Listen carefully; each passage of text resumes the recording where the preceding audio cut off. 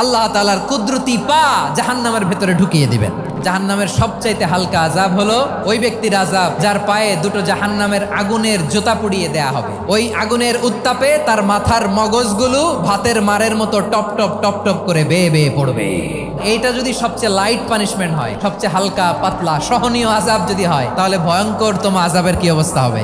জাহান্নামের অবস্থা এত ভয়ঙ্কর হবে, জাহান্নামের ভেতরে লক্ষ লক্ষ কোটি কোটি কাফির মুশরিককে দেওয়ার পরেও জাহান্নাম বলবে হালমিম মাজিদ, আরো আছে নাকি, আরো দাও, আমার ক্ষুধা নিবারণ হয় নাই।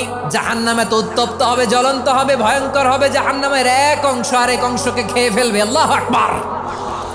জাহান্নামের রক্ষী ফেরেশতারা কি করবে তারা নিজেরাও বুঝতে পারবে না। কোনো কিছুতেই যখন জাহান্নামকে শান্ত করা যায় না, আল্লাহ তাআলা তার কুদরতি পা জাহান্নামে ঢুকিয়ে দিবেন। দেওয়ার সাথে সাথে জাহান্নাম থেকে আওয়াজ আসবে, কাত বিইজ্জাতিকা ওয়া বিকারামিকা, আল্লাহ আপনার ইজ্জতের কসম, যথেষ্ট হয়েছে, আর লাগবে না। সুবহানাল্লাহ বলেন।